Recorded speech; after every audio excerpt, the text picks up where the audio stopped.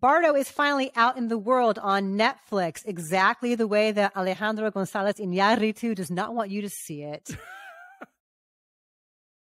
Right? Well, I mean, if you're gonna taken their money, then I guess this is not a movie you want to watch on Netflix, but it's out there on Netflix. This is a movie that if you're going to see it, you should see it because the look of it is the strength of it. Just like with us here on Riverside, for example, right? We're in 1080p now.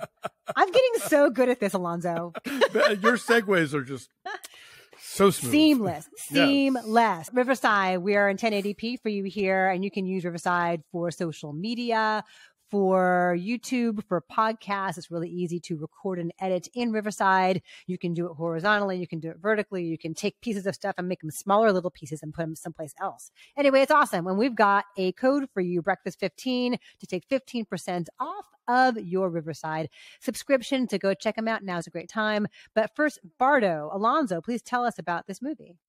Silverio.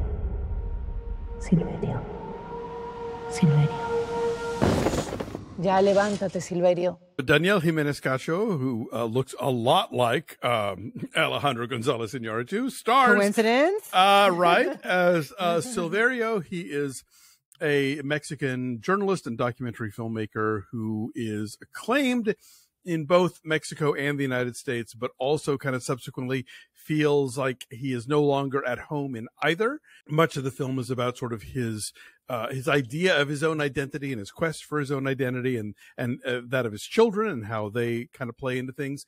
And this is ultimately the Inarritu take of 8.5 or All That Jazz or Stardust Memories or, Can Hieronymus Merkin Forget Mercy Hump and Find True Happiness? Any number of very autobiographical films that directors make about their upbringing, their artistic concerns, and where they feel that they do or don't belong in the world now that they have had a taste of fame and success. Subsequently, how strongly you respond to Bardo, False Chronicle of a Handful of Truths, will kind of rely upon how you feel about Alejandro Gonzalez Inarritu. If this is a filmmaker that you have a great investment in, whose films mean a lot to you, then you will want to peel back those layers and go inside of his psyche and get the feel for where he stands as an artist and how he feels about the directions in which his career has gone and what it's like to be on the international stage in the way he is. If, on the other hand, you have never liked the films of Alejandro Gonzalez Inarritu, this is perhaps a journey you will be less interested in taking. And I kind of fall in that latter category.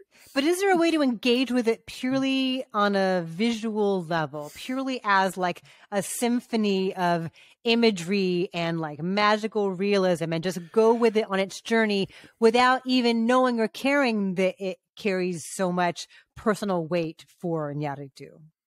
I think you can. I mean, yeah, like if you've never seen one of his movies and you're just coming into this cold, then absolutely, yes. And I mean, there's a great deal of craft going on here. There are sequences that are like, how do they even do that? And I certainly did get caught up in the aesthetic of this movie and in looking at it and where is it taking us and how, and what's the camera doing and where's he putting it and how long is this shot going to last and look at all these extras and all of that stuff. But ultimately, because I have never been an admirer of his work, this was sort of like, I don't know why I'm here. You didn't like Birdman at all? Or Morris Paris? No? Birdman is okay. That's the one that I think has some stuff in it. And I admittedly have not seen a Morris Paris. Okay. But I've seen 21 Grams and Beautiful and The Revenant and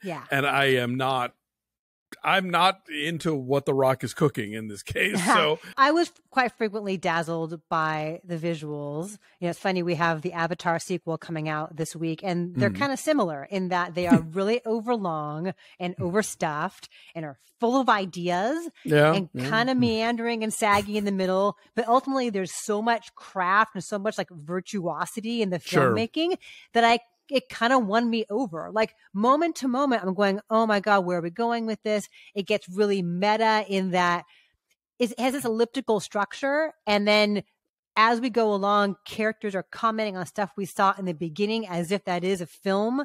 And so it's constantly toying with you with the idea of what's real, what's a film, what's in his mind, in ways that are maybe annoyingly cutesy, again, depending on your perspective on this filmmaker, because a lot of what he has critics saying to the Silverio character are the same kind of criticisms that have been leveled against Inarritu himself. Right. Yeah. So by acknowledging them, is he kind of saying, screw you, I'm going to do my thing anyway? Or is he saying like, I hear you? I don't know. Here's the thing. This is a movie about an artist who grapples with imposter syndrome. And in the case of this artist, I kind of feel like maybe you should.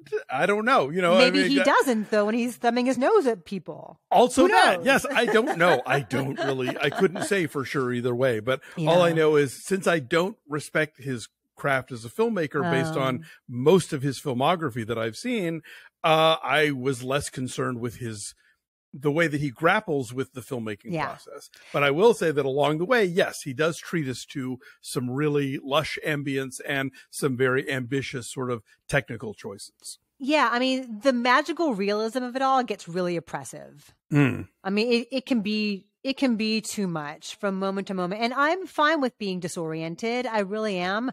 But so much of it is like annoying. Like the muchness of it is annoying. Having said that, I like the muscularity of his filmmaking more than like the dour, somber, navel gazing of it. So I like Birdman. I liked Birdman a lot. I was really impressed by Birdman. I thought that was a great film. I think it was maybe my number one film that year. I don't remember, but like, I'm a sucker for a long tracking shot, and you've got several of those here. There's one where Silverio has to enter this TV studio to do an interview with his like longtime frenemy, who is a TV pundit who's really gone after him harshly, and he enters there's a long truck across the studio floor, and then he goes up the stairs and down a hallway and down into an entirely other studio where these dancing girls are rehearsing, and there's like feathers, and he like walks in the middle of it and keeps going down another hall, and then ends up in a makeup room where there's then a whole long conversation. And like, yeah, you can kind of see where there's probably a cut in the middle of that, but still, like those long pieces, like I'm impressed with the work it takes to pull that off. Sure. Not just smoothly, but with some like visual verve. Like you can follow someone down a hallway, but there's shit going on all over the place. That has to be timed. And Darius Kanji shot this, and the imagery is quite frequently just like mystical, magical. A lot of times it's like, what the fuck am I looking at? But even that's beautiful. I'm not going to fault him for ambition here. He's definitely trying to like throw his arms around a whole lot of things. But I just ultimately was sort of removed from the heart of it and was just kind of admiring the craft of it. There's some stuff, if you're going to see it, there's some like kind of shockingly graphic stuff involving a baby. Oh, yes, that too. Right. Yeah. It's a little, I don't know why he's trying to shock us that way with something that's a very personal aspect of this character's journey. I don't know. It's like, it's not funny and it's not horrifying, but it's kind of both. That one mystified me a bit, but I'm saying 6 just because I was frequently dazzled, and I came to care. Eventually I came to care, you know. At the beginning I'm like, oh, it's all flash. It's all show. There's nothing to it. And in time I came to care. And the thing is, I love Fellini. So like, if you love this kind of Fellini where it's like really surreal. I wish Fellini hadn't put that circus in 8.5. I think he gave a lot of other directors like bad ideas. But look, I would, if I want to see this, I would rather just see Fellini do it and not an attempt at it. It also kind of reminds me of the Fabelmans, I think, in terms of, not only is it this very sort of personal story about a personal biography plus filmmaking, but it's also the kind of thing where like there are individual moments that I will remember, even though the movie on the whole kind of left me cold. The scene on the metro with the axolotls. I'll remember for that. Instance, yes. I'm going to say 5, just because, again, I am not an Inarritu fan. Let me be very clear about that. If you are, you will like this a great deal more than I did. And so if you are a fan of his, you should absolutely see it, and you should try and see it projected if you can, because there's a lot going on and a lot to look at.